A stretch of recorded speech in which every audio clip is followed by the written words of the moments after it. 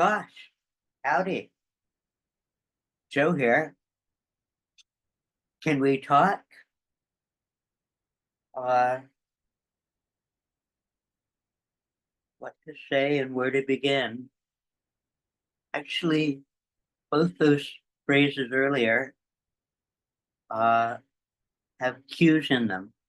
Howdy is a word I like because I've turned it into an acronym for honesty, open-mindedness, willingness, and do you.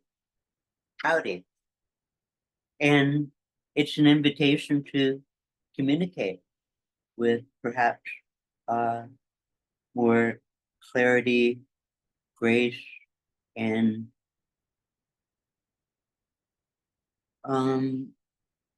give and take, reciprocity, balance, those sorts of things. And honesty is sometimes takes time to practice and learn and clarify, and actually the responsiveness of others is often required for clarification because one person's point of view is rather limited, and we need each other to be able to see beyond what we can see for ourselves. Simple stuff. So that's howdy. The other one, can we talk, is not just a smiling nod to Joan Rivers. She used it as her tagline. Can we talk? For decades. And she was funny and sweet and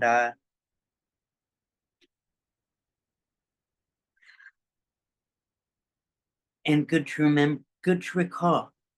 But it's also a real question. Can we talk? Uh, I'm a Canadian. I live here on the Pacific, and I have a website called Joe Van. I'm Joe, that's Van, and I've got a bunch of videos up there already. Some of them rambling and exploratory, but I've got 3 suites of images. I do a bit of photography, among other things. And there's 3 suites of images. One, a suite of cranes. 2, the Glitter Dome suite about Science World. And the third is more a peek in a portfolio, like just a grab bag of things from my portfolio. And so you can browse that at your leisure and check it out. The most view counts are 5 or 10. One of them, the Suite for Cranes, has 40 plus views. That's my most so far. So this is small fry stuff. Don't worry about it. Like it if you like it, pass it on if you do. And in the Suite of Cranes, there's an image, ballet proscenium tableau. It's almost like construction cranes are dancing. And it's one of my few rainy shots. And the play of light is particularly gorgeous. So just mentioning a detail. So that's just a kind of getting acquainted kind of thing. This is kind of the tail end of a Saturday morning, the day after my 70th birthday.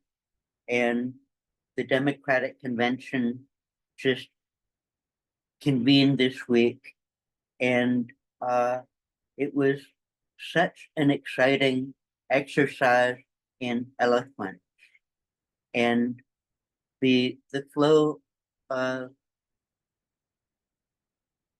not just words but community and planning and a mustering of competence. I'm feeling a bit inspired, and an exercise in eloquence, in oratory. It's a nice thing to practice because it can be very clarifying. And that clarity can also be entertaining, funny, and insightful. And so communication is worth pursuing.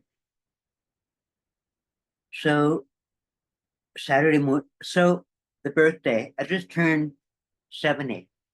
25,567 days.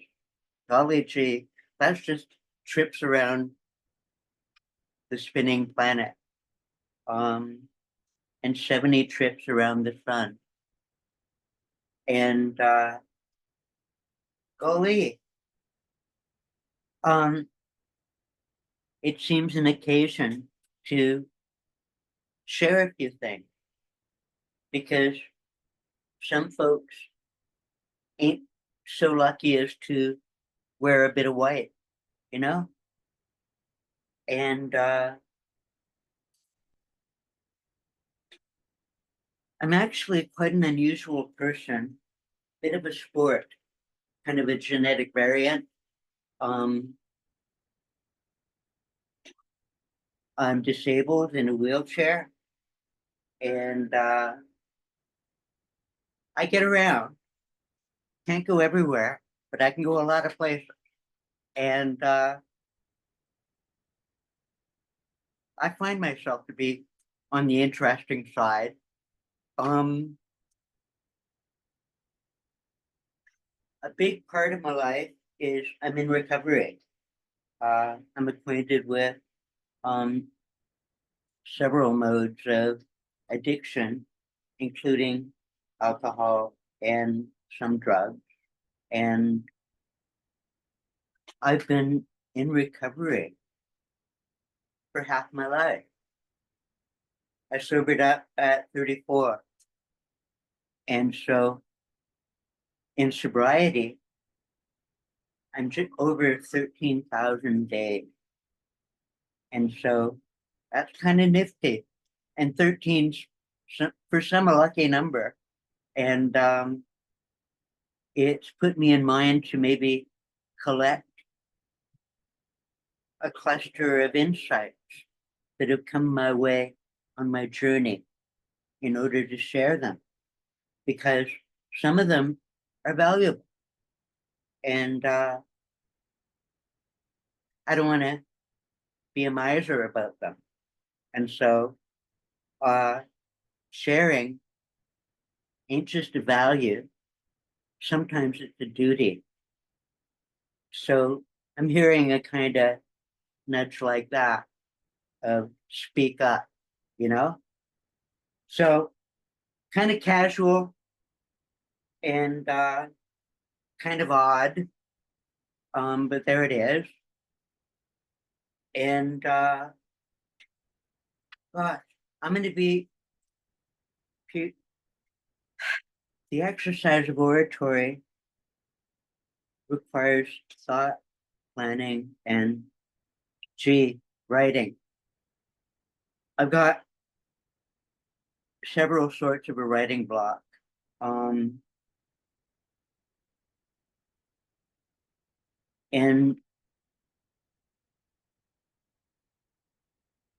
for numerous reasons. And I'm thinking that maybe this is not a bug, but a feature. Because I can't get on the page comfortably,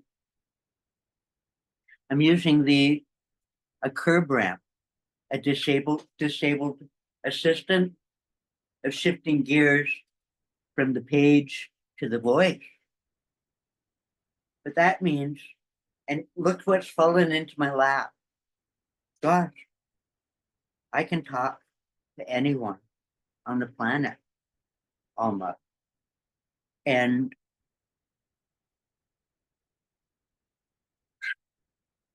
I can share. But collecting thoughts, I'm gonna maybe hit pause on occasion to catch my breath and prioritize a focus, because I don't want to just dither about. There's reasons to talk. There's lots that need discussion, because I'm an individual, but we're a social species. And we got to be able to learn to coordinate. And so, can we talk becomes a crucial question. So it ain't just a joke.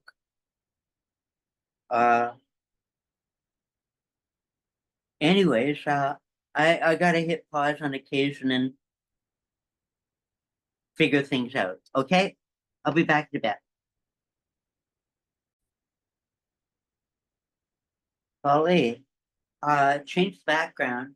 This is a sky over Science World. I'll get out of the way. The Glitter Dome is the Science Center in Vancouver, and I'm rather fond of rationality. And here, the birds, the crows go home at sunset to roost, and they munch clams and sea life on when the tide's out. And a bunch of them pass over Science World many evenings. And the birds and the clouds and the light, quite gorgeous. You can find these over on some other video. So I changed background for a bit of beauty, but I also put on a timer to help me focus and tighten up my expression so that I'm not leaving so much dead air. And actually, air is another topic worth noticing, is that we as humans share air every day, every breath. This air has been breathed before by many other people. And we've got a right to be concerned about what gets put into it, perhaps. And CO2 is actually, and global warming are part of the nudge to speak up. I'm kind of feeling a nudge to speak up. So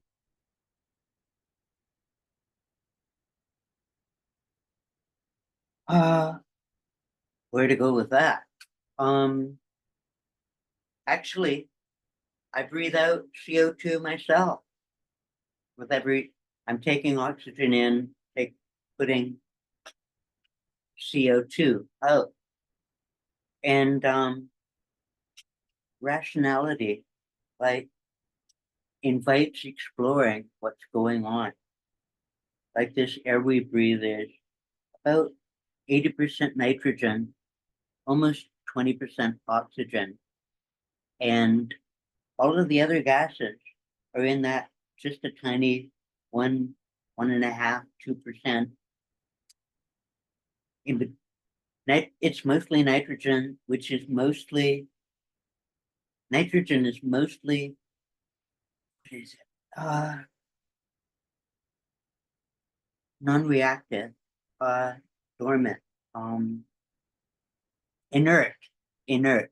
It prefers to be inert, but it can be activated and engaged on both the fertilizer side and on the explosive side.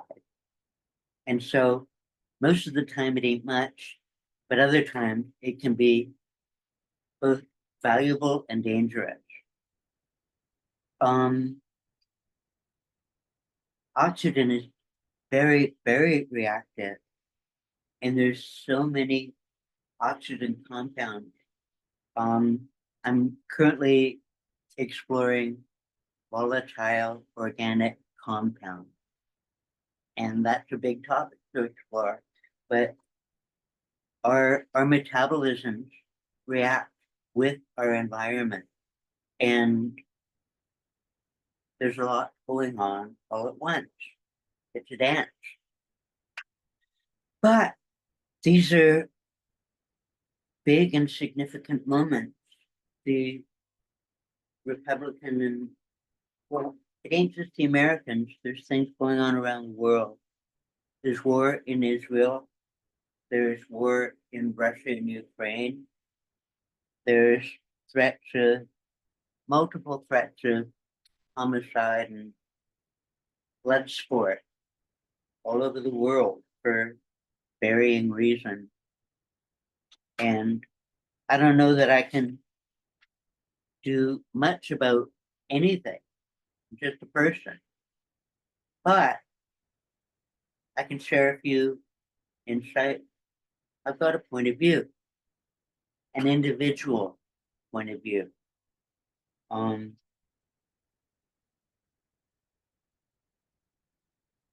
Gosh, where to start? Uh,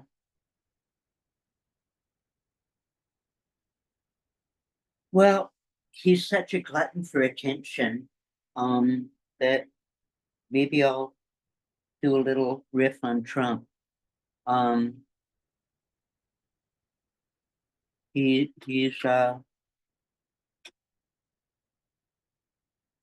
well, for me, pathological and often borderline obscene and posturing and projecting. And he's actually been uh, a teacher of a pathological projection. So often in his speech, he labels people savagely. Often, he's brutal with his contempt and put down. Disabled people, any number of other things. But the thing is he's so often in his projection, what he's pointing at in others is what he's displaying himself. That, gosh, examples aren't rolling off my tongue, but if you do some digging, it gets pretty obvious pretty easily.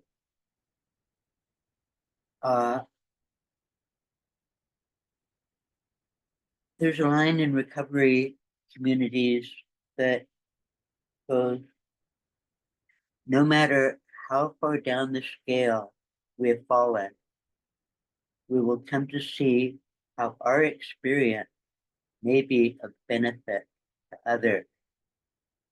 So,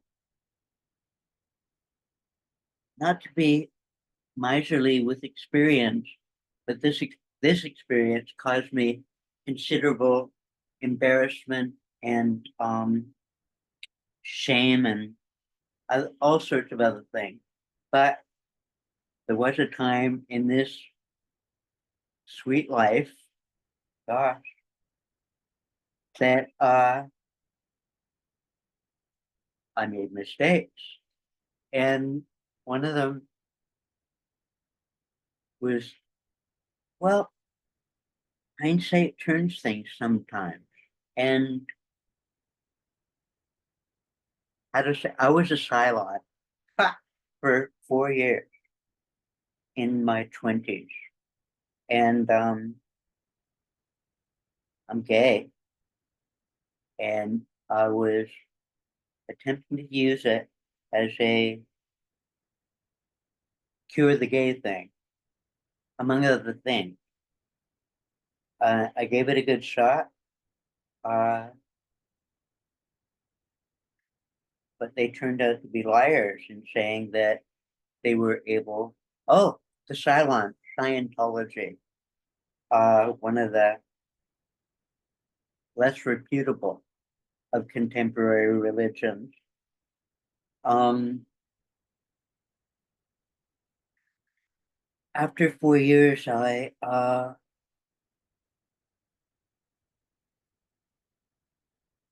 things were turning sour, but before leaving, no, before the exit, uh,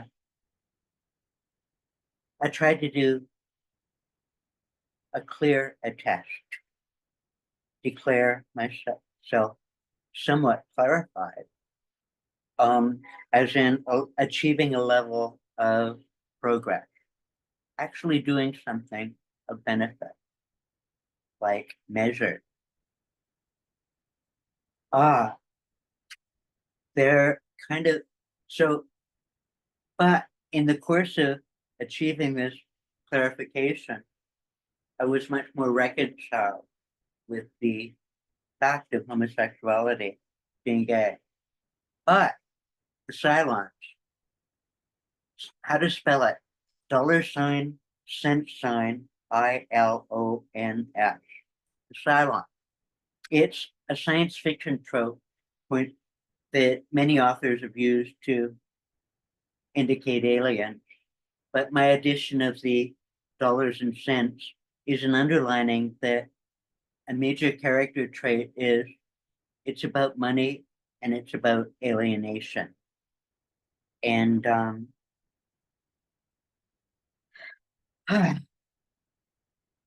anyway, the Cylons wouldn't make a clear queer. They said that that's not on. There was a kangaroo court with lots of evidence, a lot of chatter, and I was declared an enemy and expelled and shunned. Um,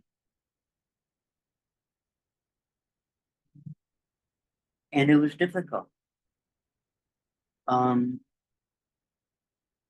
but I did get a lot of illumination about what is a cult, what is the demand for absolute authority, that giving orders to people, uh, compelling, not just behavior, but word.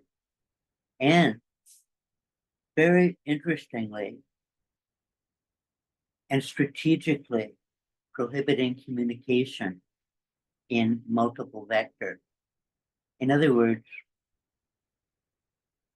uh, walking through a maze of illumination on one hand and do not disclose contracts on the other. In other words, keeping secrets for a cash flow. Very monetary. Anyway, it's quite a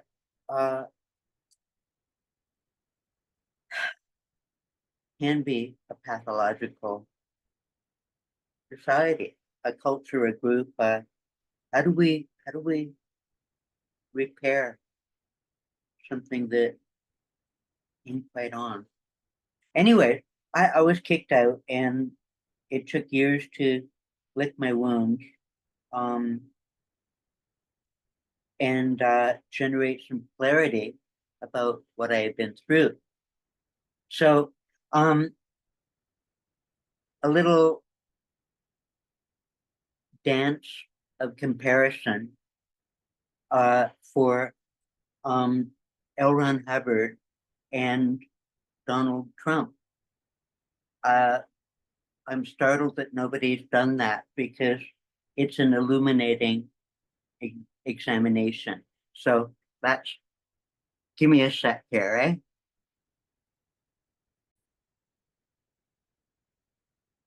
Well, so here's L. Ron Hubbard.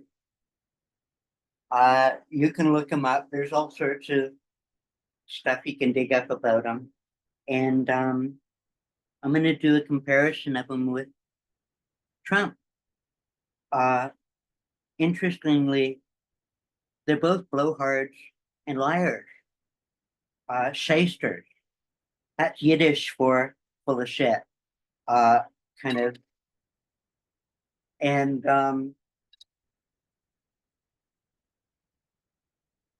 gosh, okay.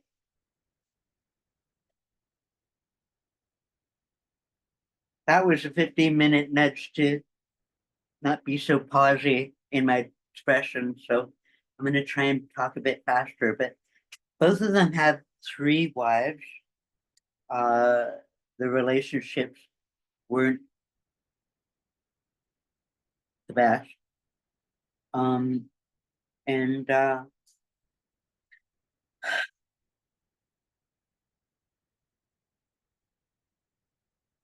like, okay, a comparison.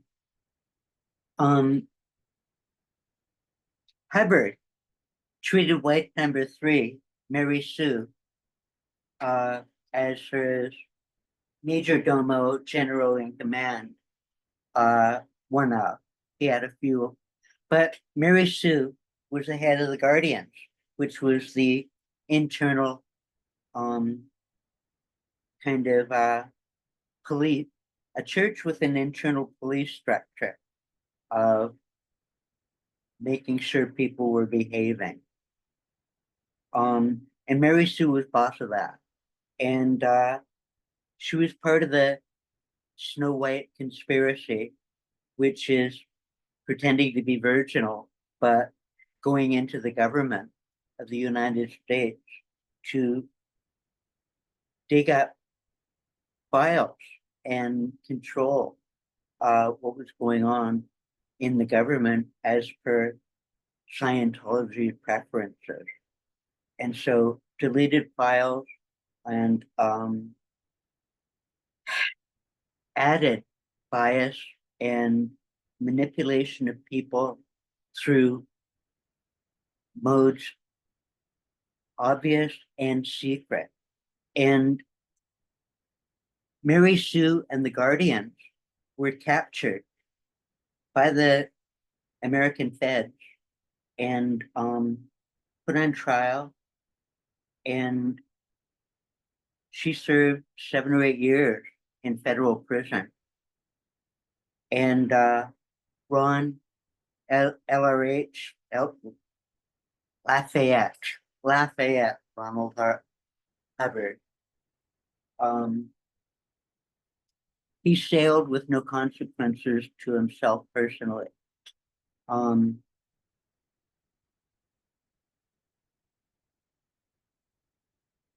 the thing is when Mary Sue got out of jail, her husband refused to ever see her again, even after she took the fall for it. And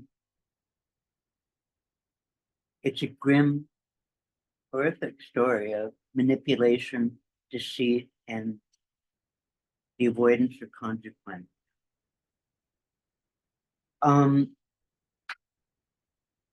It's a big, complicated story, but it might be worth digging into because it is actually the Snow White conspiracy was the biggest penetration of American governmental functions by an outside group.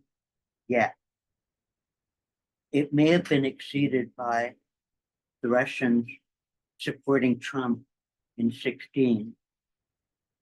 And actually, that would be an interesting comparison to weigh and compare.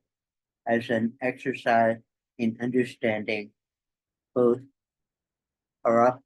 some opposition and our competency. So anyways, the Cylons bought Mary Sue a house in Bel Air, a posh house, and basically told her to fuck off. And so she lived out her last years in Bel Air.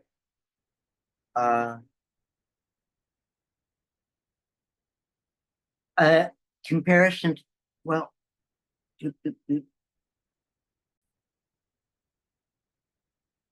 golly, so here's the Trump mugshot kind of thing. And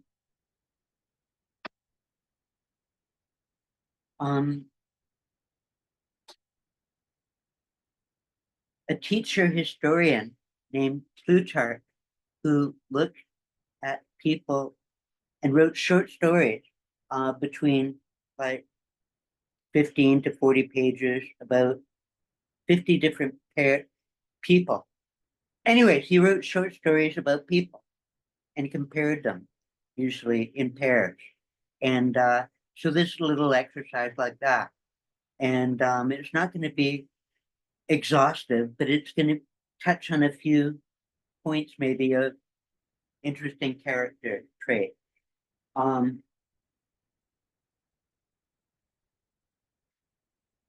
How do they treat their wives? Ivanka is buried on the Bedminster golf course to allow Trump to get a cemetery tax reduction on the entire property.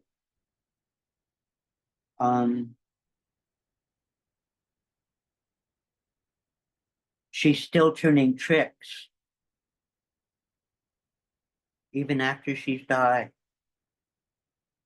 Like,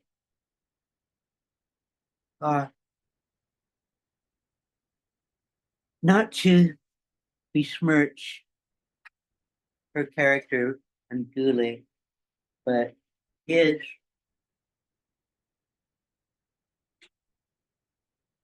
how do you even begin to talk about the power lies, manipulation, and rampant ego? Just gimme, gimme, gimme, gimme. Like, there's 8 notes on the scale. Me is only 1 note, turns into a boring tune. Another reason why we gotta learn to share a bit better.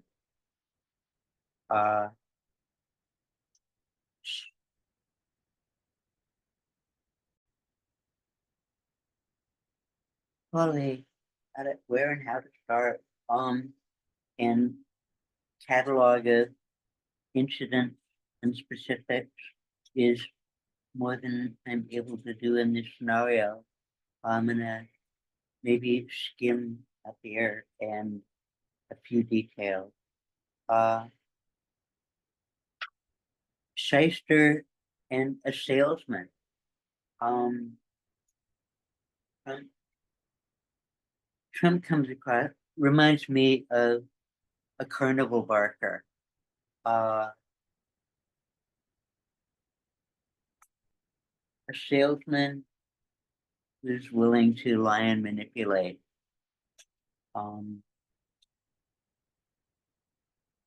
Many salespeople and others are ethical, but he's not.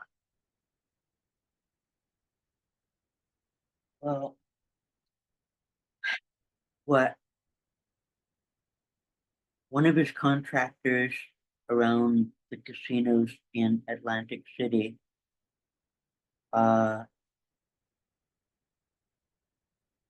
Trump walked away from his bill and left thousands around Atlantic City, New Jersey, and elsewhere without payment.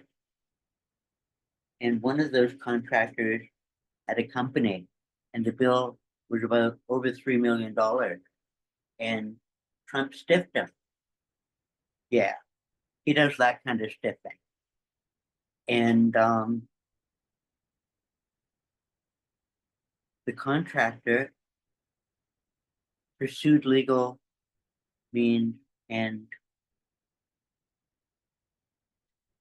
years in court and finally got a judgment to collect $1 million plus, over $1 million. But the shortfall of the more than 3 million required left the company in the red and he had to shut down. And he did that, dispersed what he had, and committed suicide. And I'd like to see some expression of understanding from that individual.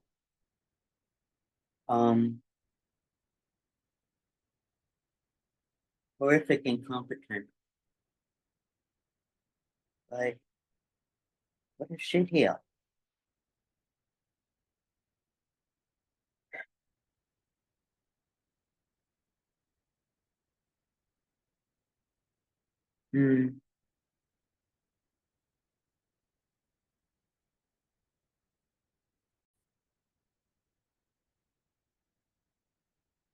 I can't say everything, just a person, but I can say something.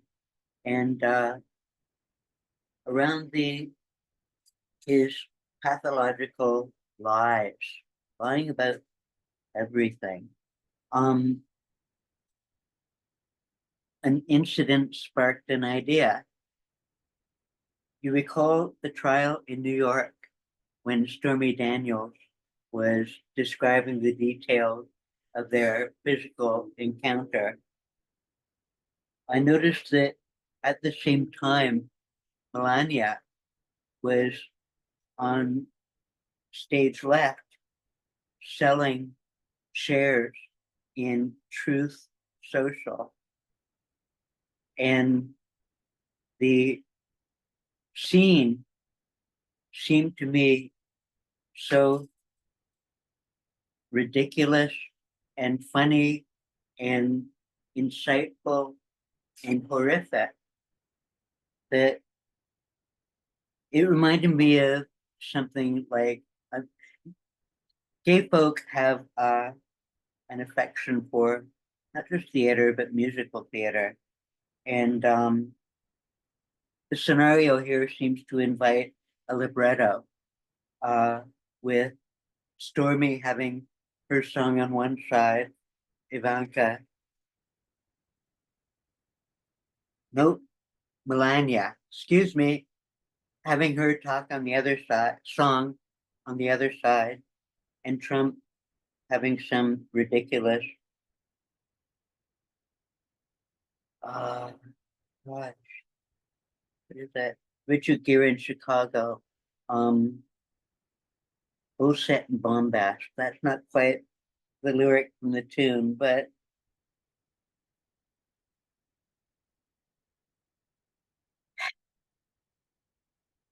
a musical theater romp, maybe on the camp side, underlining the ridiculousness, a la, the Springtime for Hitler musical. Fuck, what a dark reference. In other words, it's about his capacity for lying. And Melania selling Truth Social chairs reminds me to underline that in Russian, the word for truth is pravda. And that's the name of their main government media source for decades. And it's a print sheet for propaganda. And propaganda is a pile of words used for lies and manipulations in order to control. And propaganda was actually generated in the Catholic Church. It's one of their official offices. the Office for the Propagation of the Faith. And it's got taints of patriarchal infallibility, authority, assertions. You'll do what I tell you or else. And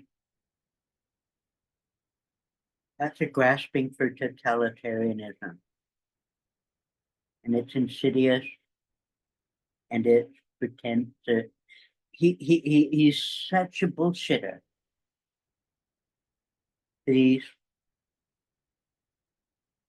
subverting the Constitution that supports liberty.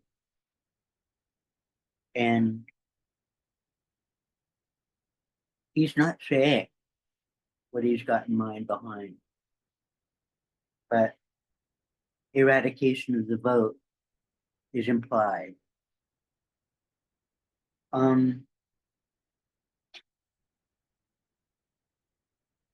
More to the point about liars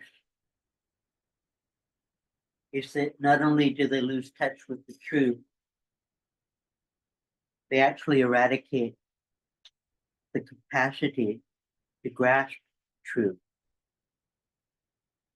There's oodles of stuff out there, and some of it is off to the side. Grabbing truth, what is truth? That's a question with some resonance, isn't it?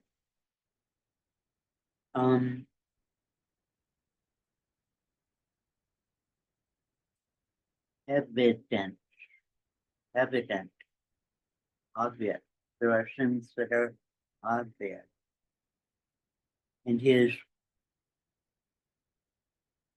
passion for deceit, manipulation, and bombast, and what? More the exercise of charisma than sense, as in a kind of mustering a personal magnetism of some sort. Well, lots of us have character traits.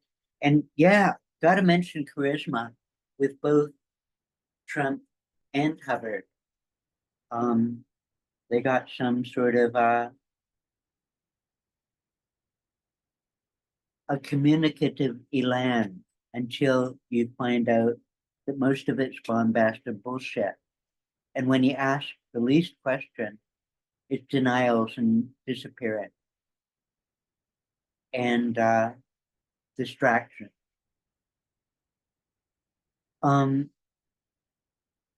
Not only do liars eradicate truth, but they come to believe their own lies. As in, he's lied about losing the election in 2020 so much that he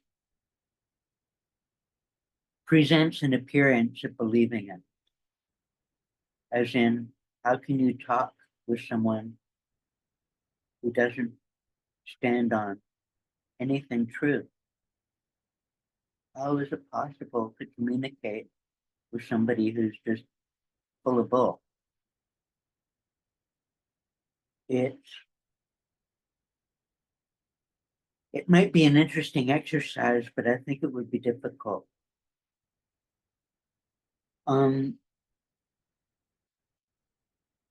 In that repeated assertion that he's still a winner is a refusal to concede that he can lose anything ever. He can't be a loser to himself. And so he lied. And that utter refusal to comprehend is built into his character. And it incapacitates him from any rational discourse. So dummy the fuck up. Jay, switching back to Hubbard for a bit.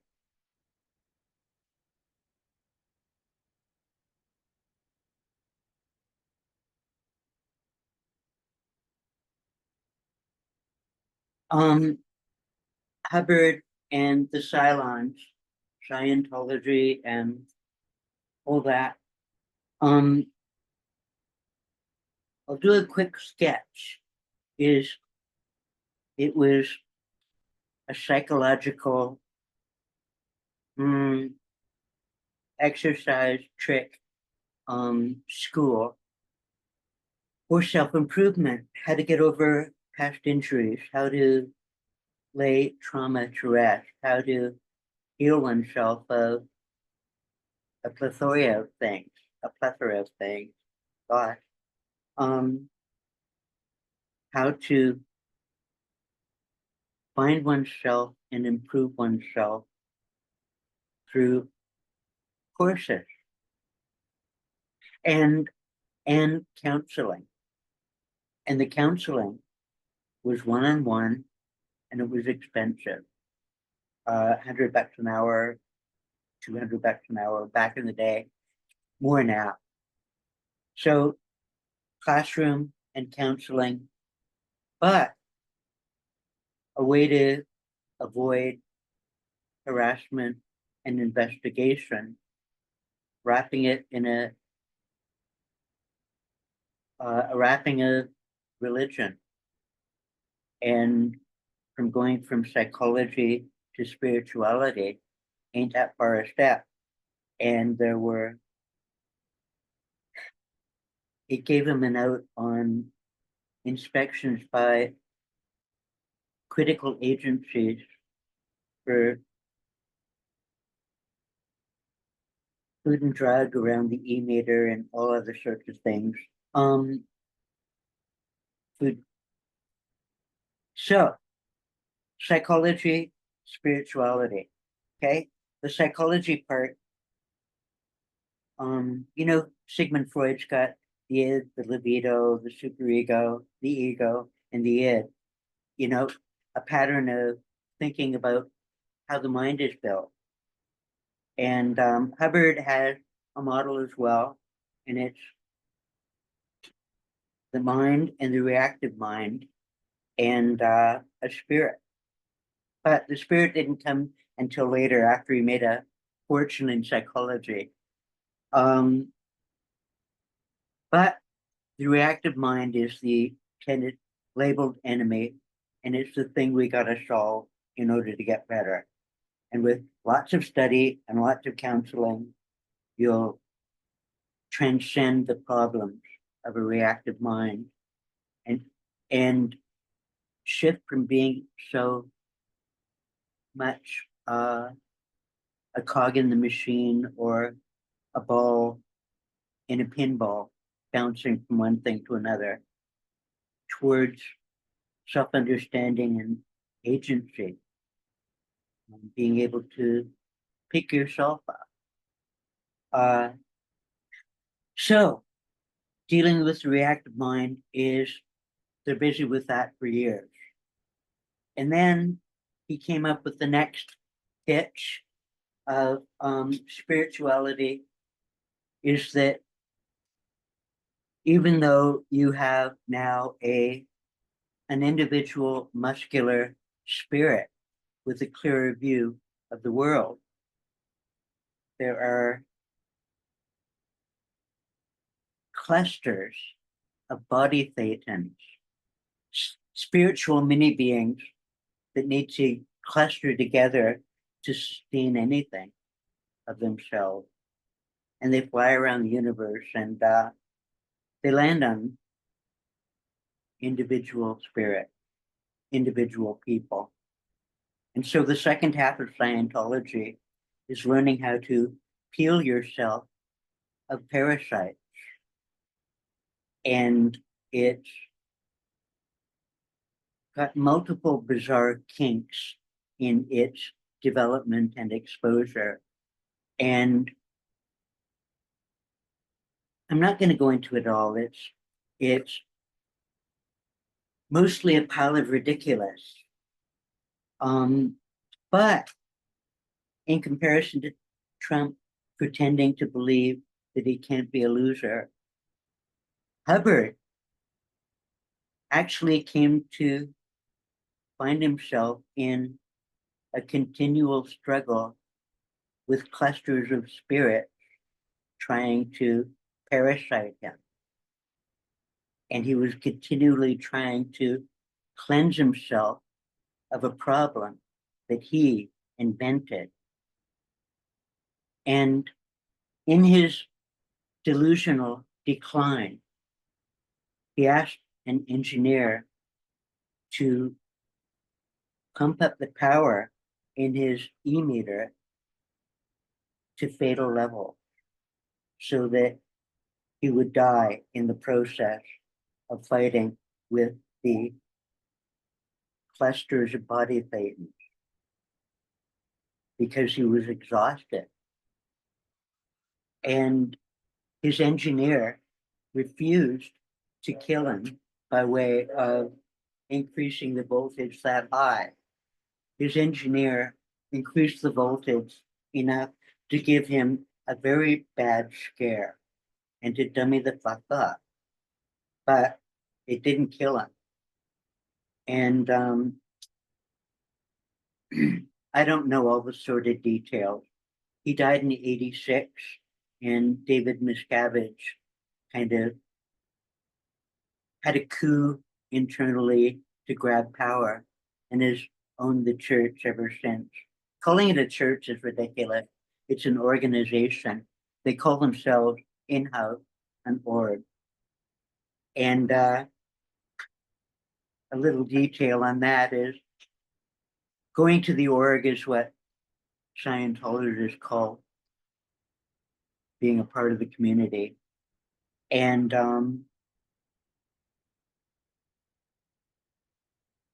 Scientologists are often poor and harried, and they're always chasing after stuff. Gotta get the next thing. A couple of parents were in a rush to get to the org and called a cab, and they had their toddlers with them. And one of the toddlers entered the cab and knew the lingo and said to her parents, "Are we going to the orgy?" And the cab driver heard that and thought, "What the fuck's going on here?"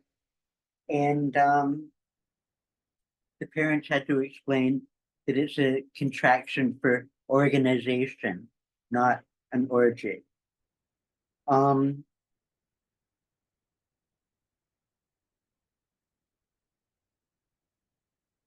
Let's see.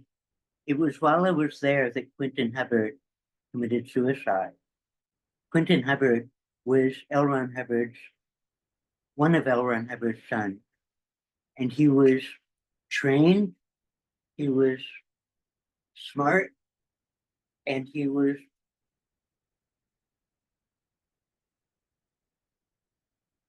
gorgeous and gay and engaging. And he wanted to be a pilot. He wanted to fly. But his dad wouldn't let him leave the church and have a life outside. He trained him up to be his replacement and certified every course. And there's a lot. And then became an auditor, a counselor, and gave a lot of counseling to a lot of people. But he was gay. He wanted to be a pilot. He didn't want to take over an organization that he felt had been created by a crazy person. Quentin, the heir apparent, considered his dad a nut. Anyways, in an attempt to escape, Quentin hit the road, ended up in Las Vegas, had some creamy experiences that he'd been denied many times. And then, knowing that he was being chased by the Guardian's office and what that meant, he committed suicide at the end of a runway at the Las Vegas airport. And it took him a few days to die. Grim story. I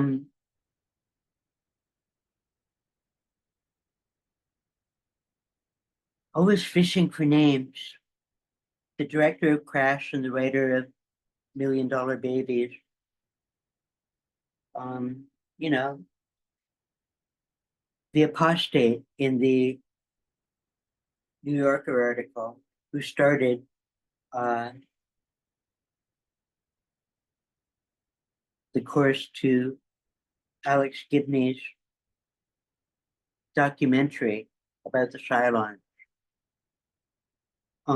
He's a director, and just given a pitch of an idea, maybe that director, screenwriter could do a pitch for a story about Quentin and a couple other fairies of the Cylon.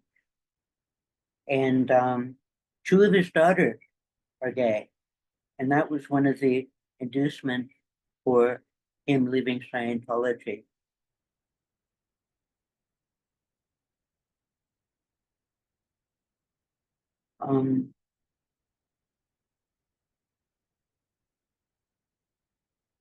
So when someone's pathological about believing lies and the people around them start preferring truth, things can rupture badly.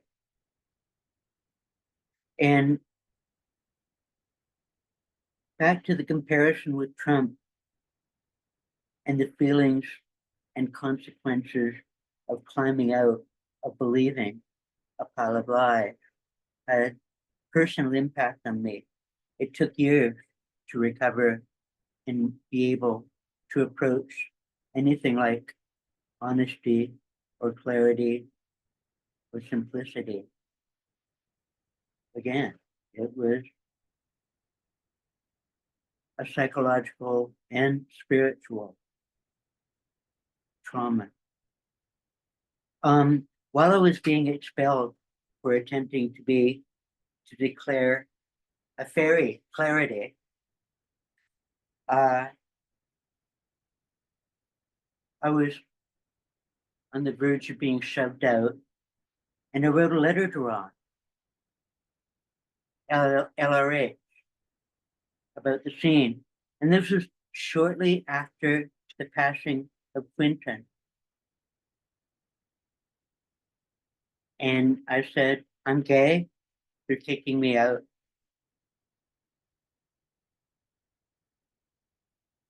And a whole bunch of other details. I got a letter back from Ron. He actually encouraged people to write him so that he would know what was going on around the organization. The letter back was a note.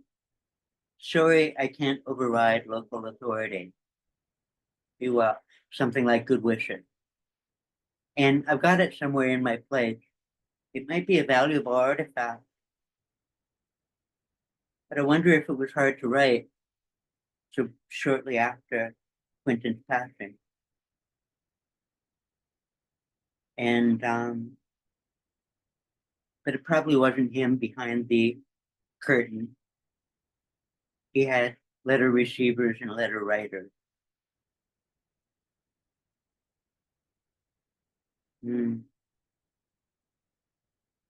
About the recovery from being in a cult, that alienation can feel profound, and remorse and shame over being gullible to a liar and licking one's wound and figuring out how to reorient oneself in the world after climbing out of a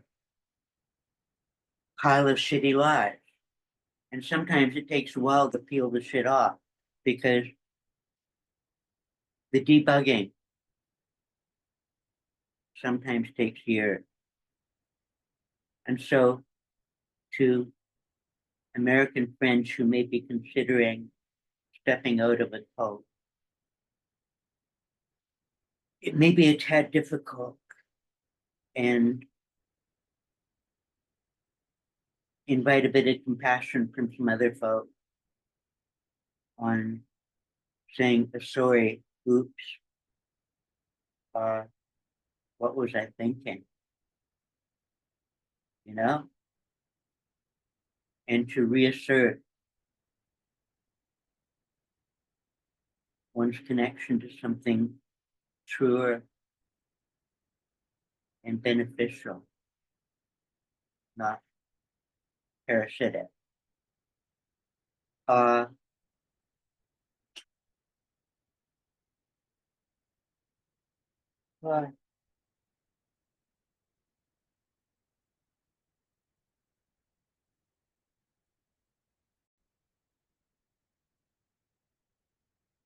and before moving on from this,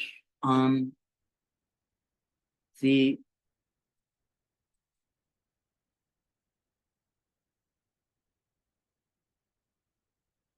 the Trump mugshot, let's close on him.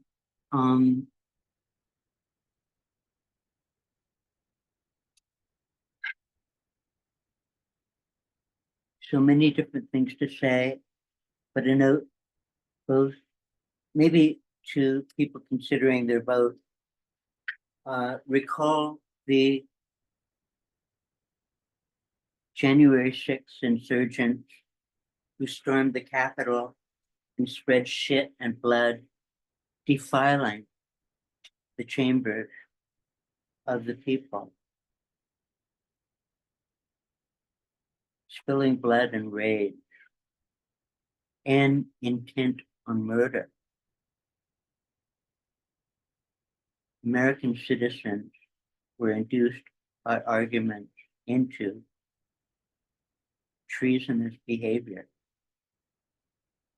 All the convictees may have a case for incitement to riot and treason as a consequence of Trump's words. We saw him raise a mob with lies. So the people who are actually convicted of defilement could have been treason, could have been much worse for being treated so gently. God. But those who are defiled by his words with crimes have a right to prosecute for deceit, manipulation, a defilement of discord. So if those cases can proceed, he might get more removed from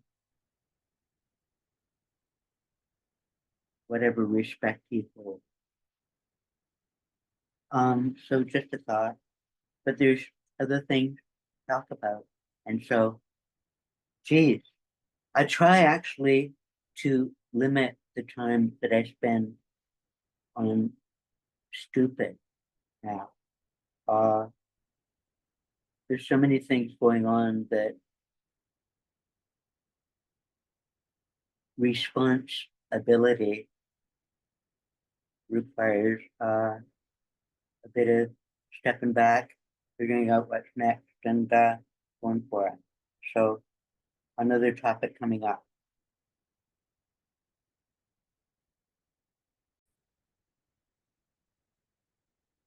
This is going longer on my side than on yours. It's mid-afternoon, and this recording is probably between 20 and 30 minutes. Having the pauses mean that I can't see how long this tape is. So excuse me for being, well, having chapter breaks. This is lunch or maybe the meal of the day. I live keto. In other words, no carb, no sugar, next to no carbs, and so proteins and fats. And it's been a big help to my health and to my pain level and to my mental clarity. And it's got numerous benefits worth exploring. So what I'm eating right now is ham and cheese with a bit of Dijon mustard and a bit of pepper, and it's very tasty. And yeah, bodily maintenance is a part of keep oneself rolling. Geez, move out of that backdrop to maybe something prettier. Uh, oh,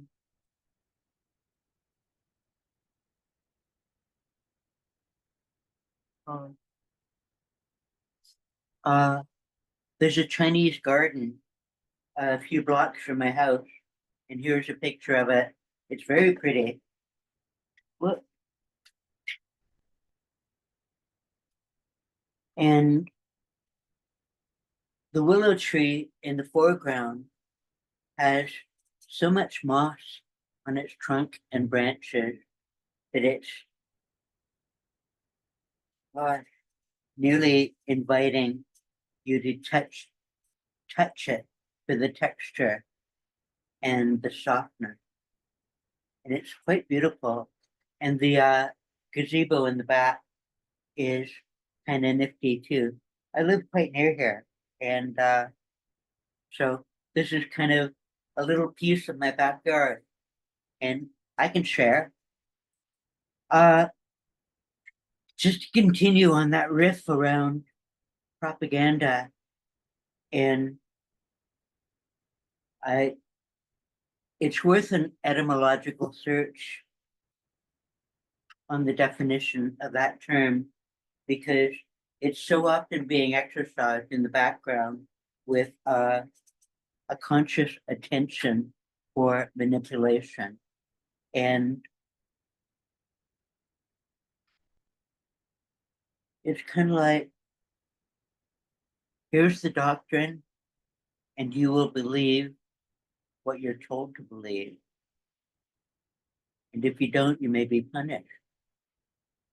And if you have a spiritual intuition and connection to something sublime that might invite you to explore for a better or do something graceful, uh, if it doesn't conform to the doctrine, to the propaganda, your spirit, your intent, your goal will be shoved off. It's like it's a move, as in Joey from Friends. You may have an opinion, but it doesn't matter, you know? Uh, they don't want to hear from your spirit because they've got their doctrine in lockdown. The spirit of today can be ignored. And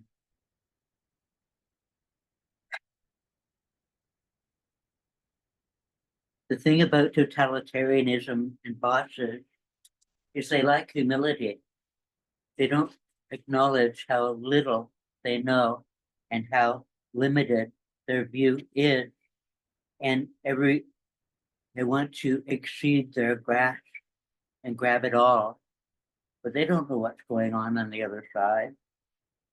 but they want to give orders to people far away. And they're telling folks they don't know about stuff that don't fit the circumstance and realities of the people on the other side or whatever. And compelling conformity while also compelling ignorance, not just ignorance, stupidity, but ignorance, a refusal to look, to talk. Can we talk? It's an essential question.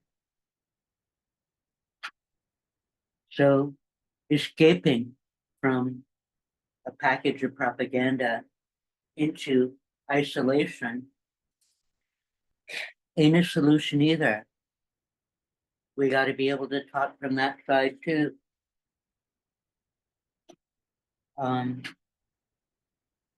But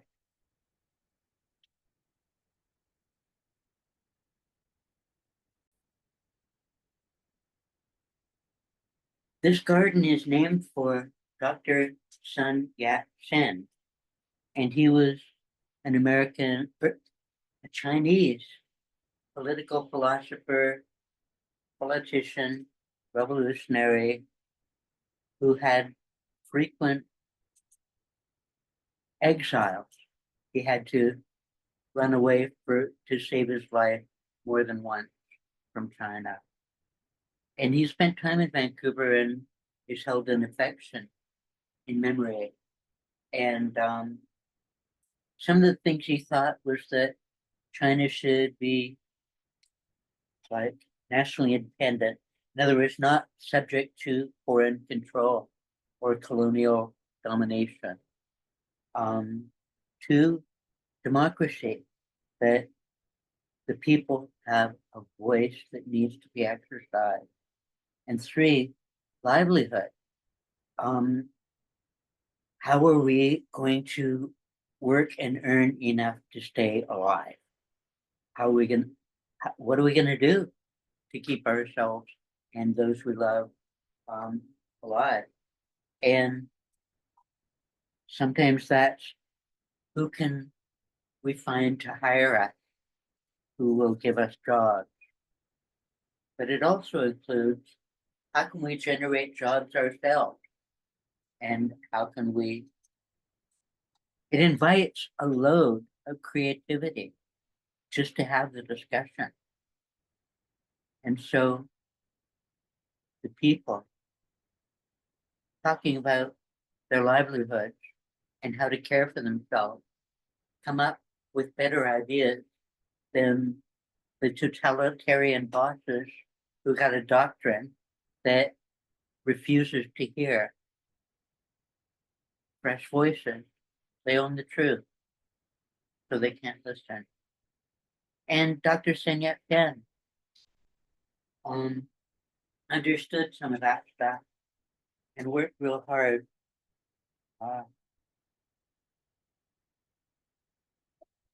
Anyways, I just wanted to mention that, not as a sidebar, but that China is in the mind as well. But just mentioning that affection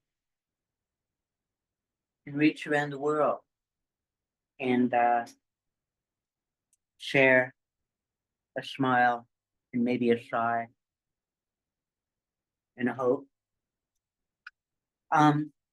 This willow tree was cut down recently to make more room for the dragon trees that are behind it. And the gardeners in the park actually painted the tree with spores of the moss to carpet it so thickly.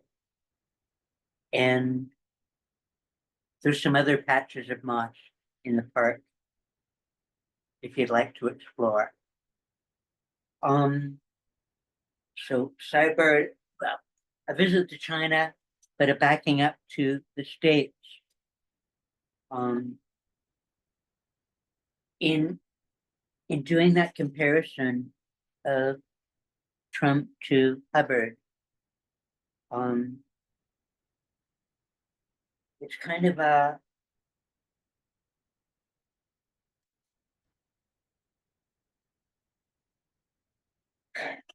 hope note to American voters that they might be able to see and discern between their own best interest and a pack of manipulative lies, and how to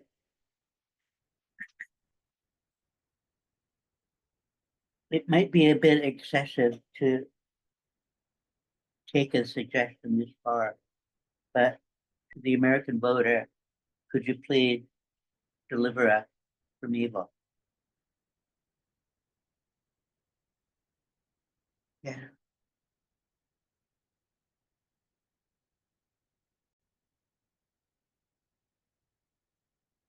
Gee, it's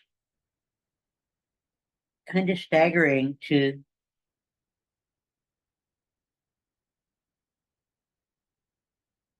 be contemplating so many big issues from the perspective of an individual that it's kind of staggeringly presumptuous and like the gall, who do you think you are? Um, I'm a person with a noggin who can see a few things and got a few suggestions. Uh, and I thought before moving on from China,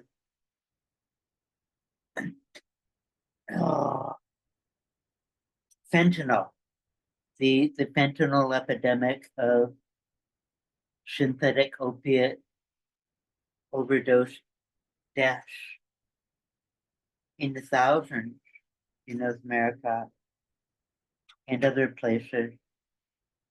And some traces to Mexico and some traces to China. And it's a reminder that the British Empire and the other empires wanted trade, generate income, and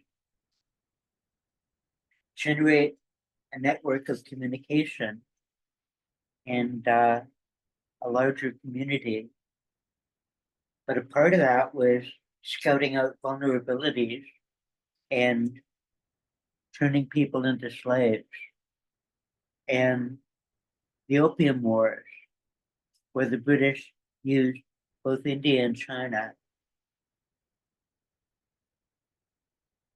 to horrific effect. And holding over resentments for centuries can fuel a malicious export of fentanyl in an attempt to get back at someone for an old injury. We've got our vulnerabilities too, and our grievances, but we're also human. So, China and Mexico, could you maybe dummy the fuck up about fentanyl? Like, reduce the malice. That's dirty money.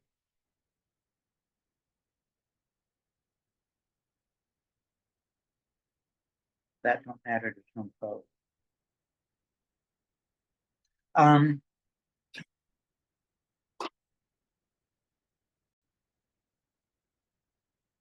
well, how to bank toward Russia. This bird is the provincial bird of British Columbia, the stellar jay in fancy, and the whiskey jack in casual. And whiskey jack comes from one of the native languages and is a close approximation of the native term refers to a playful, mischievous, rascal kind of funny, joyous presence that occasionally might come by to visit. They're extraordinary creatures. This bird is not afraid of the cold. It can survive past -30 to -40. And -40 is where Celsius and Fahrenheit intersect. They both mean the same thing, and that's effing cold. And this bird doesn't migrate. It stays here up in the mountains on the coast. And they like nuts, seeds, berries. This artist, I think, is referring to some berries that the bird is collecting from some trees. I've seen it very seldom. It's got a raucous laugh. It's a kind of funny rascal.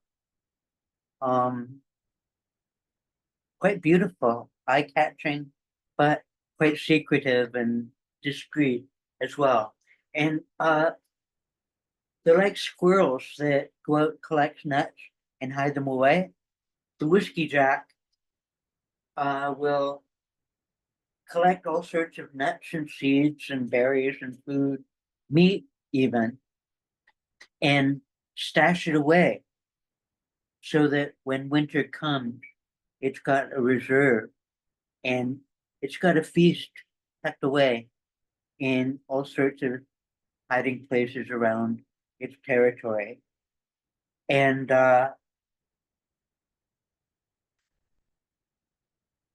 anyways, they're a pleasure to meet.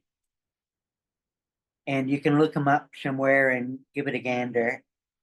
But switching to the other name, the Stellar Jay, she's in the family of the jays, blue jays, and other things.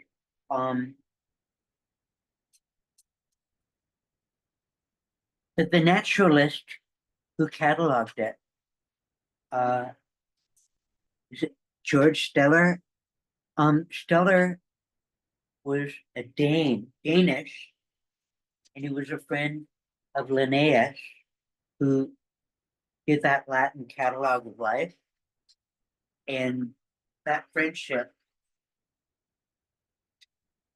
siren in the background, eh? That friendship nudged Linnaeus to emphatically include his friend Steller's name in his catalog.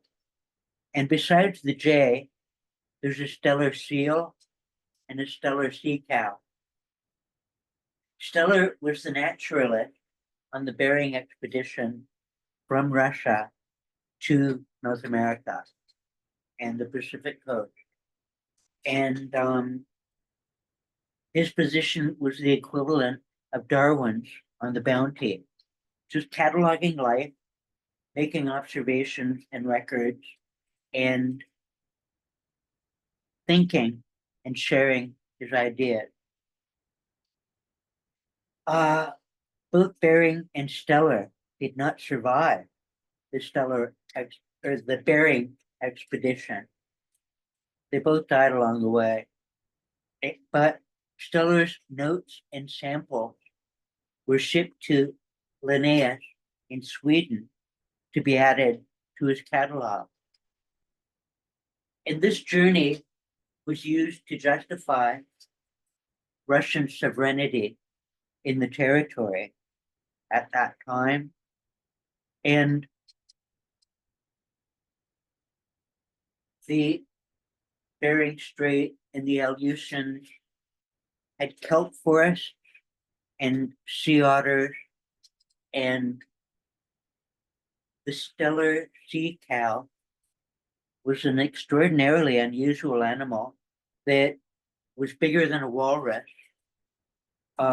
and lived on the kelp forest. It was herbivore on kelp and lived all along the Aleutian and both ends, up and down some. The stellar sea cow, after Stellar passed, and the Russians learned of it, the stellar sea cow was soon extinct. The sea otters were soon gone. The kelp forest was decimated. The stellar seal, like rape, pillage, eliminate, you know? Not study, understand, sustain, cultivate, you know? Um,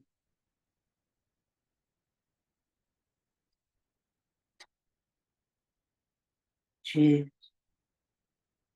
So Russia had aspirations in this part, around these parts, but eventually found it was too far away for them to properly exercise any degree of control. And so they sold what they were able to claim to the Americans in Alaska. And that they could have sold it to the British, and that would have been perhaps the smarter way to go. But resentments over the Crimean War and the Russian Empire fighting with the British Empire, Alaska, Russia wouldn't give it to Canada, they would only give it to the Americans. So we live in flux kind of thing. Things are always changing, and but this feisty guy ain't afraid of the cold.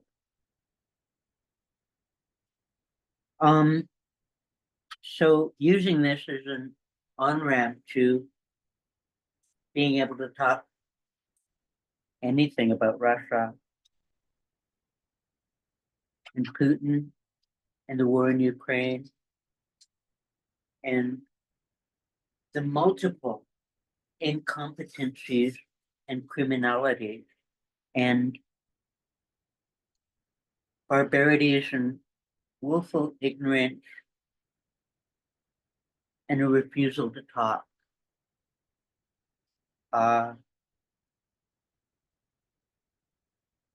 And having a murder fest in order to justify an ideology they don't even practice. Like bullshit, 5 layers deep. And how do you talk over a scene like that?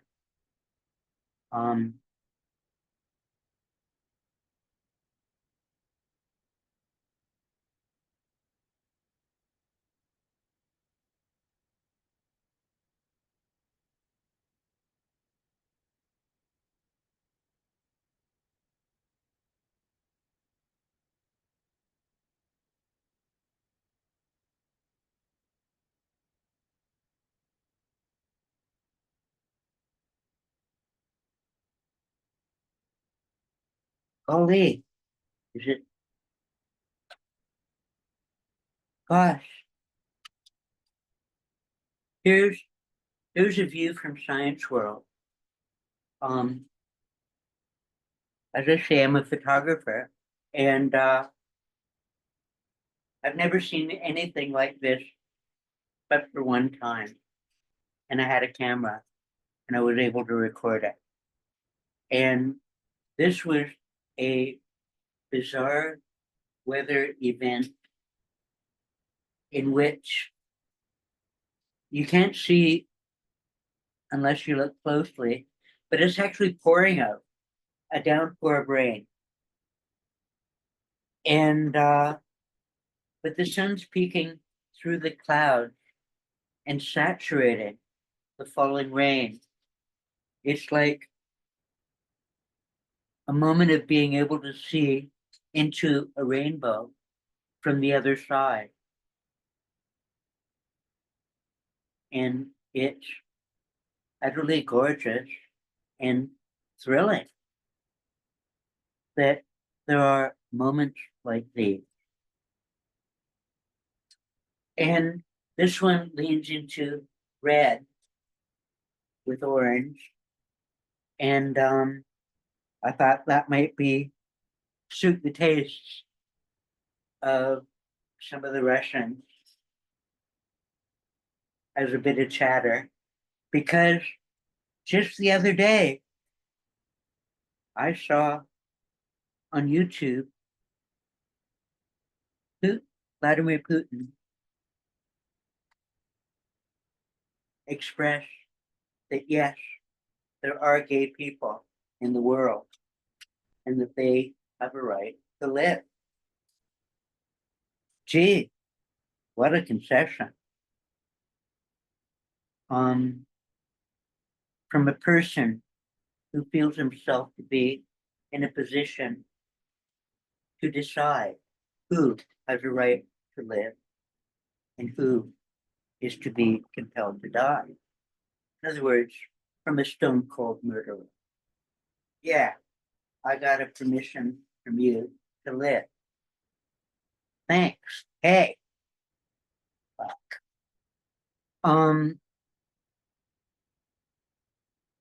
Can we talk?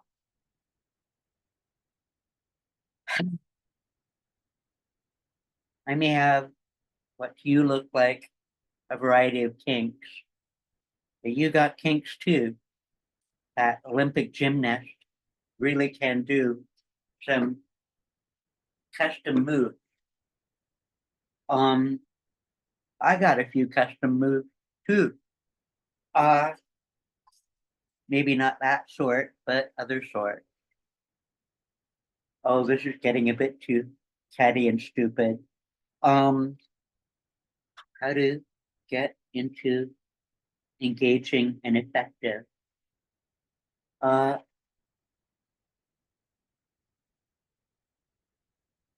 People who live in black and white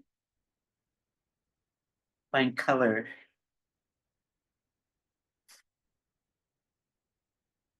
don't fit their language. Nuance, multiple modes of expression and points of view. It's kind of hard to think in color if you're addicted to black and white. And opening up points of view opens up not just scope of vision, but potential solutions for problems, because each of us as individuals have a limited view. But when we can talk, we get to share our views and share both our problems and our solutions. And sharing solutions and adapting them is one of the keys to resilience, an ability to dance with life. So colorful thought, a capacity for color over compulsory black and white is an emphatic preference.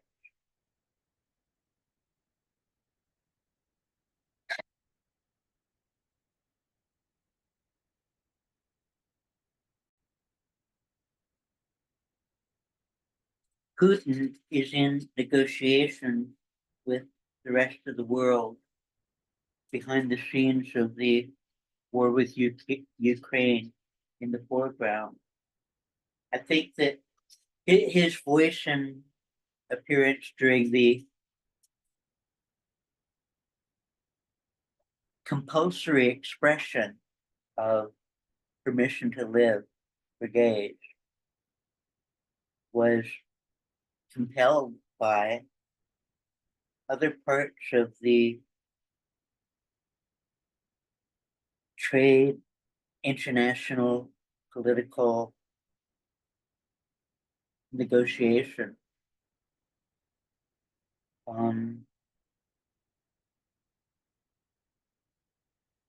Yes, gays are allowed to live. No problem. Wow. Uh, thank you very kindly, but allow me to be a tad skeptical and inquire, does that mean that all kinds of gay people in prison and in mental institutions and in other secret modes of oppression, the gulag, that they might be released, that they might actually be able to breathe and recover, and people who've been traumatized need to be able to talk about it and build a recovery and rebuild a capacity to trust. And that takes time. And you got a lot of traumatized people. And if they're allowed to live, and they talk, and we talk. And as a gesture towards permitting people to live means accepting the possibility, talking with people who aren't like you, being able to be comfortable with differences. And there are many differences.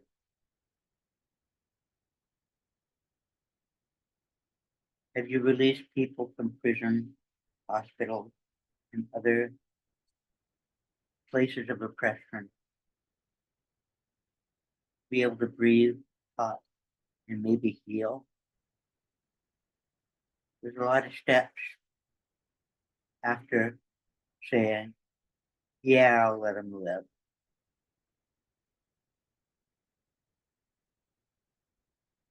To talk to Putin in a more congenial tone, I'll mention a couple of tunes. One is Roads to Moscow by Al Stewart, an extraordinary achievement of aesthetic and historical and compassionate understanding, explanation, and empathy. It's about the Russians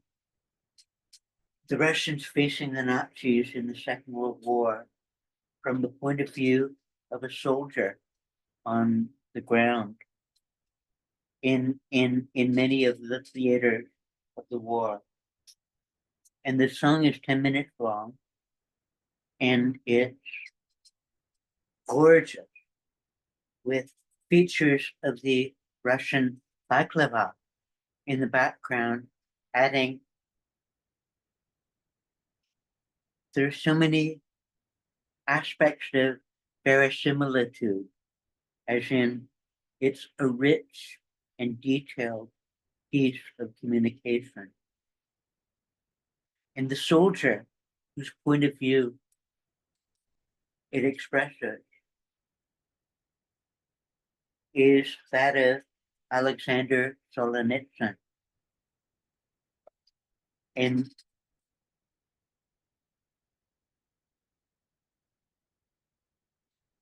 he tells an extraordinary story of facing the fire of the Tiger tanks watching so much death and destruction, and having the strength and energy to defend and kill, to protect what one loves. It's a visceral and aesthetic masterpiece. And Al Stewart, wow, gosh, what kind of prize could I give? Maybe just a rose for appreciation. Thank you. Because it illuminates that Solzhenitsyn, in his war experience, in the story of the song, was at one point captured by the Germans, but had a lucky break and escaped. And he made it back to his buddies and part of the troop and all that. And was, after success in the war, on the train heading home,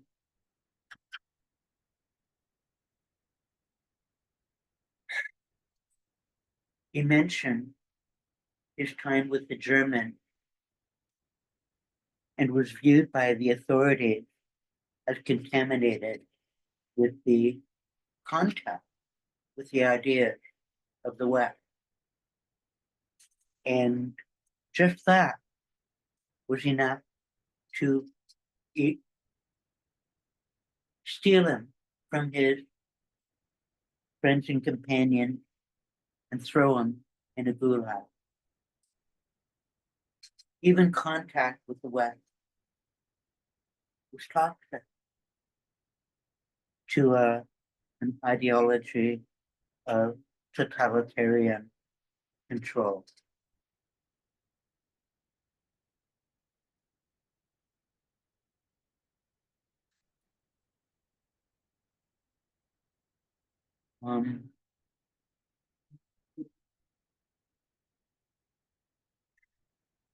But Russia shares a commonality with Canada in that 40 below is not a stranger.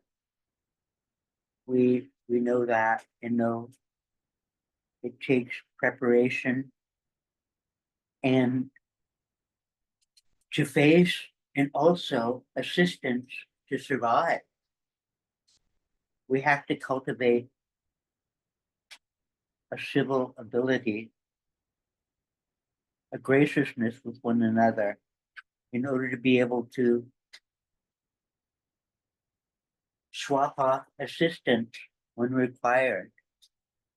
Hey neighbor, can I call you for a bit of help in a pinch? Sure, if I can do the same. And you gotta have help to survive 40 below because it'll kill you.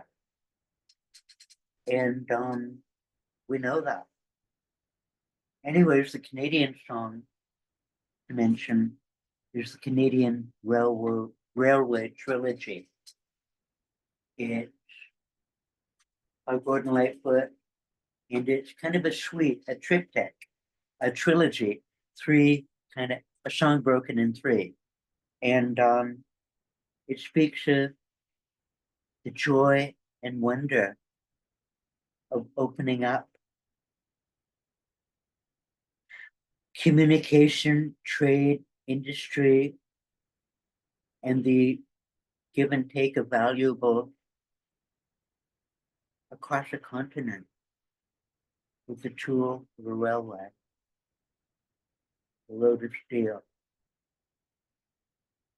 And it's a part of our character that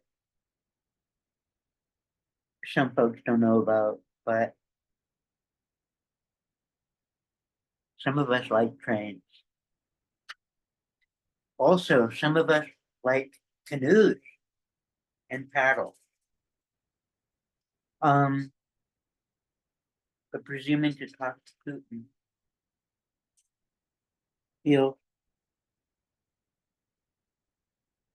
pad put on because he's a serial poisoner. It's like Solzhenitsyn wasn't the only one who was silenced and stashed away in prison. Navalny was murdered just months ago. And how do you look at yourself? What kind of voice does Russia have? Murderous serial poisoner with a stiff arm who can't break bread with anyone because he doesn't share food or drink because it's a projection of his own poisoner nature.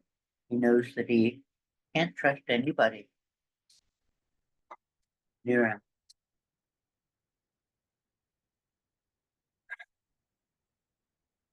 How do you talk to someone like that?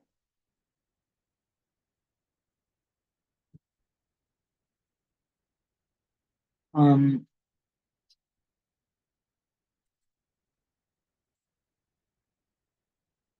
Grasping onto real estate as a projection of identity. Um,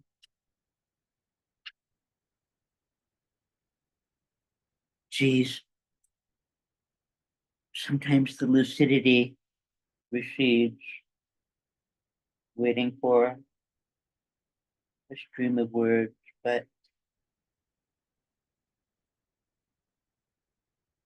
uh, and I'm getting these older lapses of memory around remembering names. Um,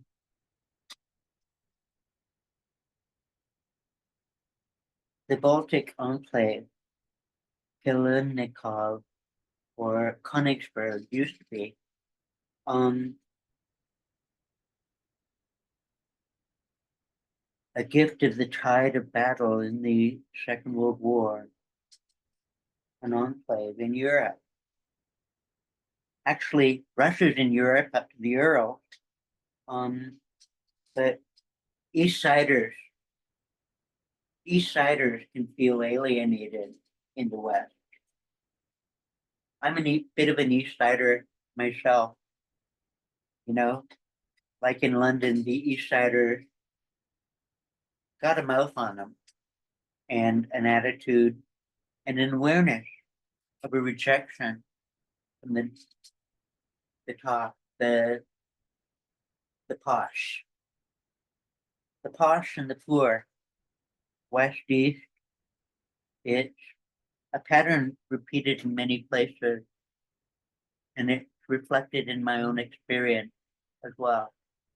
And so I can have a colored appreciation of the West and maybe even a love of the East that some others may be unacquainted with. But freedom of speech and honesty require a right to life. Just because I say something ain't a license for you to murder me. Freedom of speech and honesty.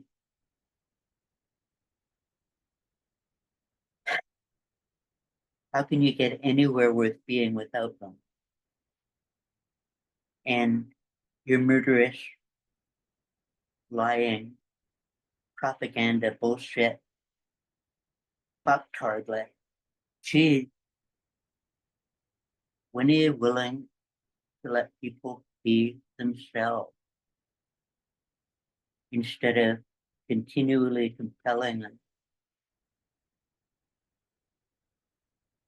into the fences of your propaganda, propagating a faith that you don't even practice? workers of the world unite. G. The hammer and sickle. The hammer seems more for oppression, and the scythe. The scythe is actually, to me, a reminder, yes, of agriculture and of the harvesting of wheat, but it's also a reminder of the Scythian, that hunk of what is now Russia that used to be the Scythian. And the Scythians eventually eliminated the Bosphorus kingdom, what was a delightful expression of democracy and trade and thriving. Cities, communities.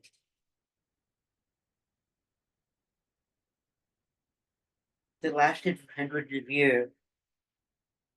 The Black Sea used to be called the Pontus, and it was a province of the Roman Empire, but the Bosphorian kingdom was respected enough by Rome as to be able to practice relative autonomy and maintain its own civil discourse, because the farmers, the wheat, were crucial, not just to the Roman Empire, but to the Greeks. The Bosphorian harvest were so legendary that they kept empires alive, and their autonomy was required for their competence.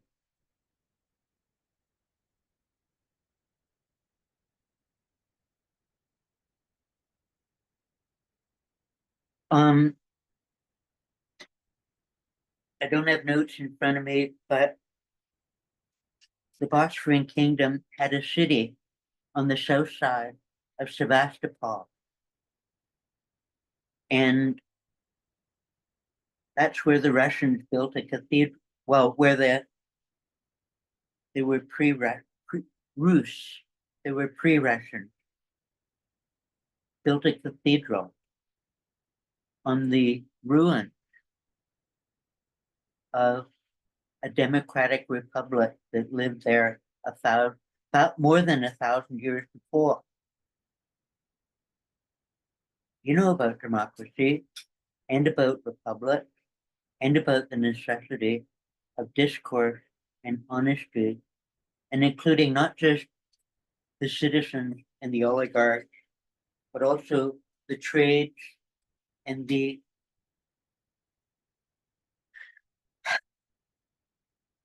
people of diverse points of view need to be a part of civil discourse.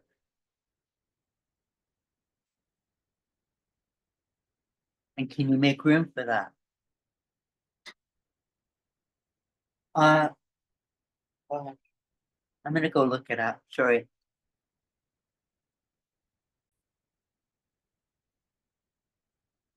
Before it was a relatively autonomous Roman province or client kingdom, it was a Greek, it was a Greek-based culture, and it's called Chersonea on the south side of Sevastopol. And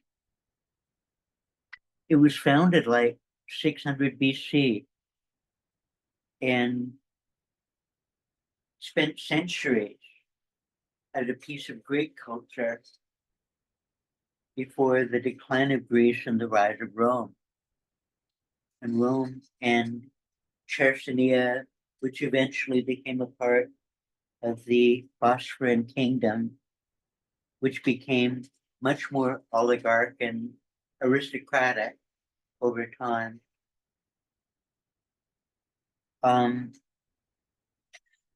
Had long, deep roots in democratic discourse and autonomy, trade, interaction with other cultures. They were a joy.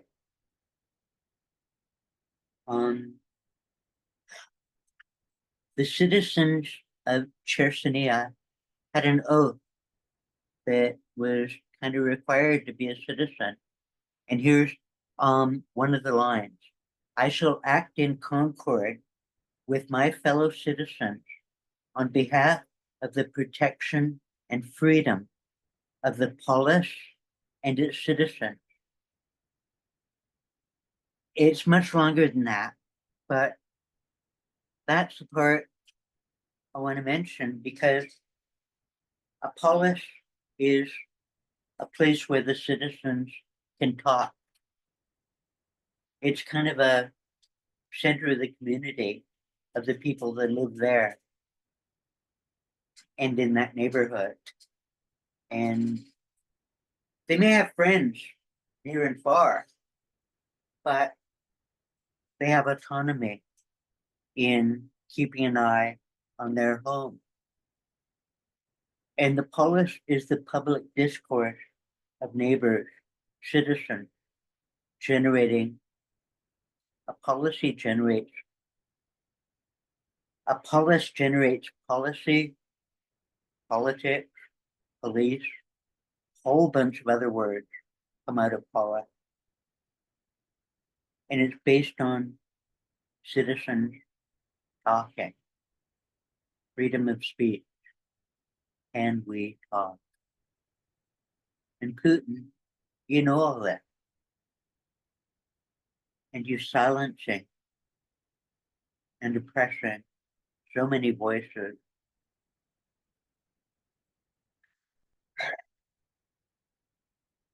Fetishizing long tables as a projection of authority over people you want to own, but you're not able to know because they're way over there. You barely know those around you.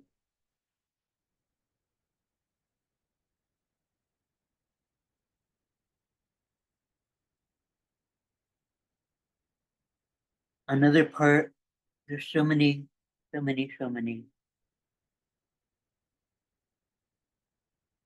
is shifting territory from one side to the other of the bloodlands.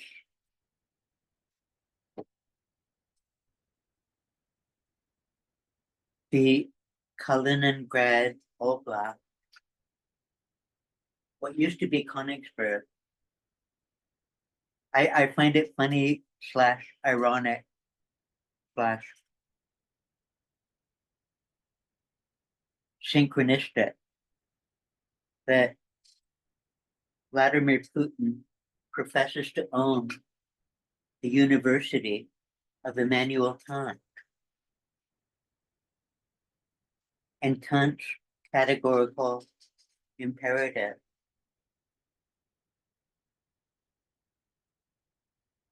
Which is a fancy variation on do as you would be done by. Don't do anything to others that you couldn't bear to receive yourself. Bombing children's hospital, multiple, a fetish of destruction and vile criminality.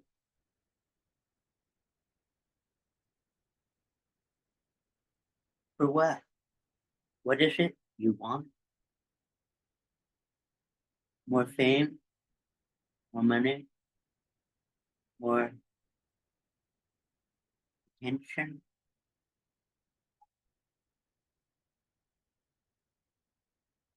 Such a slaver. Uh, um,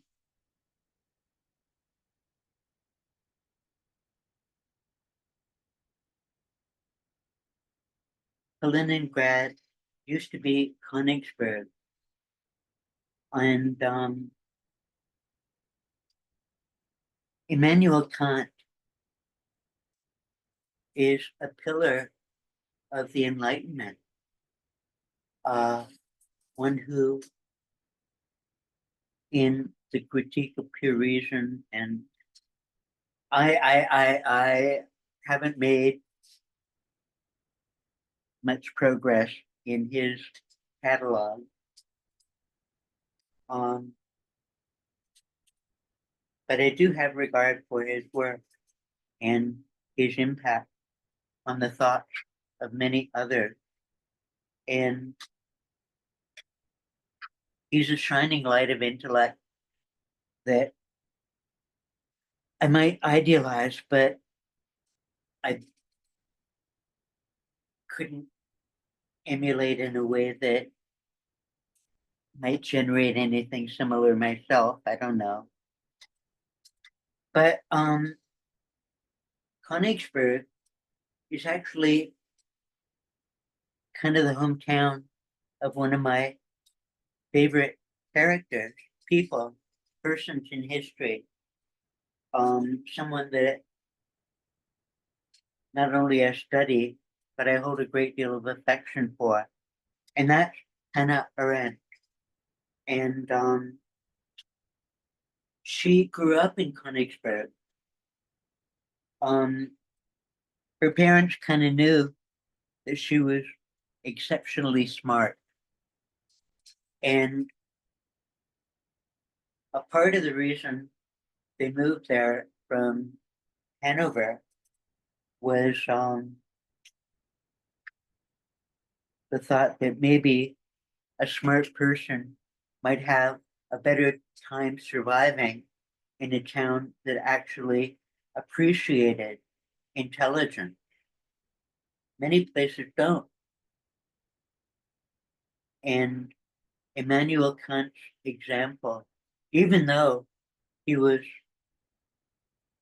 stratospherically brilliant, and most folks barely had a handle on his work, they liked him anyways because his insights were beneficial and his punctuality and being a part of the community generated a graciousness and appreciation that had a community thankful for intelligence.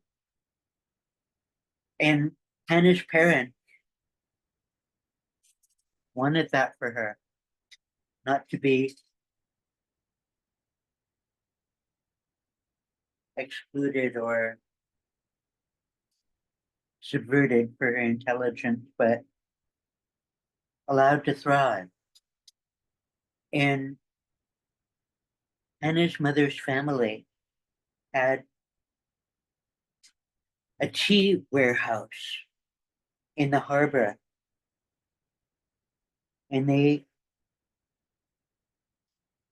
got tea from Asia and shipped it to Europe, maybe mostly to Britain, and they did well. They were solvent, and Hannah's father had a library of over 4,000 books, and he died when she was about 8, and he gave her his library. An 8-year-old girl with 4,000 books sounds funny, but she actually plowed through an incredible array. Before, as a child, she spoke not only German, Russian, Yiddish, and Hebrew, but Latin and Greek and a smattering of Aramaic and some other languages. Like a kid with 8 to 10 languages. And she was plowing through history, philosophy,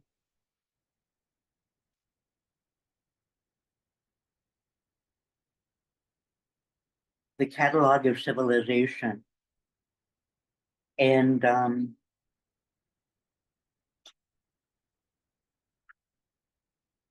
this was known to the neighbors of Königsberg, and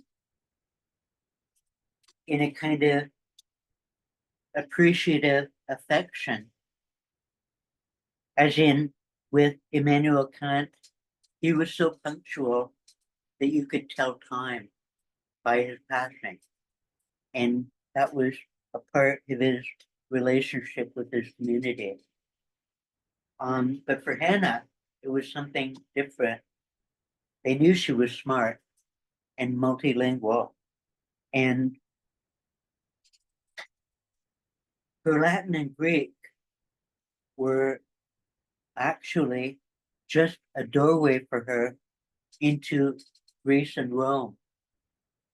And she was versatile from Plato to Cicero to Augustine. Fucking brilliant. And she almost died in the Second World War many times. But she made it to America, became a teacher and a writer, and many other things.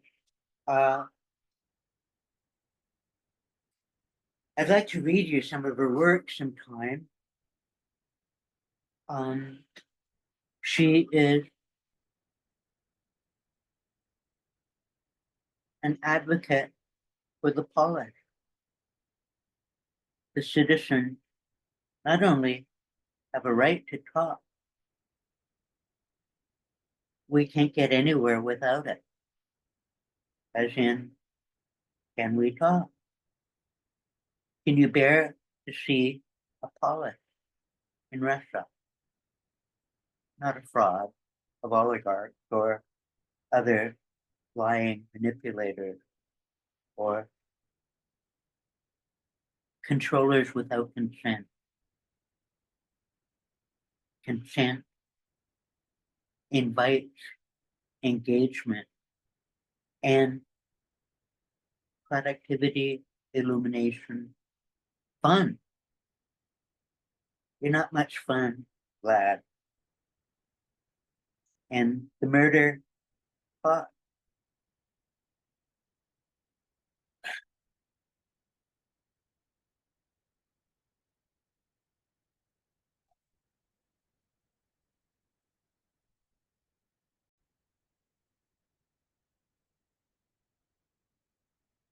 What they called Hannah when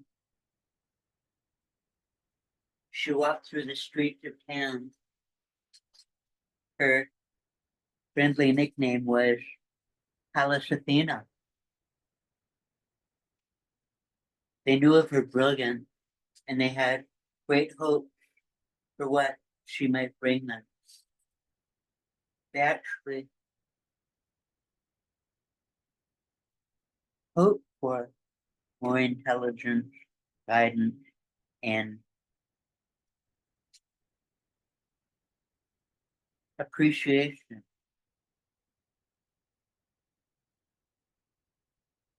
And she took the Pallas Athena comments with maybe shy modesty.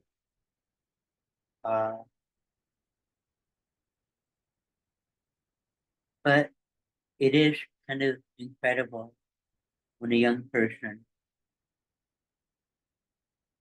can be fertilized by so many ideas. and she had a lot to sort through in figuring out her favorites and her values and patterns of social arrangement in multiple modes of talking to one another, which with her began with learning how to talk with yourself. Can you engage in a critical discussion quietly, solo, and actually reach a better understanding with the exercise of some tools of ideas and maybe some exploring evidence and testing out in the world? By talking with others often has a fertilizer bed of a lot of solo talk. You got to talk to yourself before you can be clear and comprehensible to others. Sometimes improvisation and the music of going with the flow can invite eloquence sometimes as well.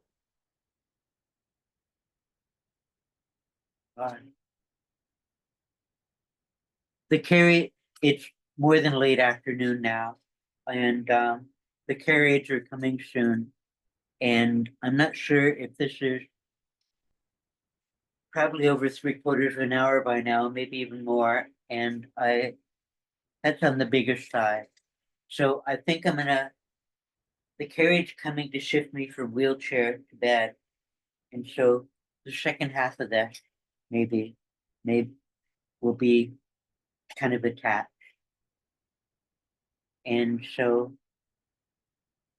this is, what do you call it? A reflection, view of the world from Joe in Vancouver. For now, back in a bit, okay?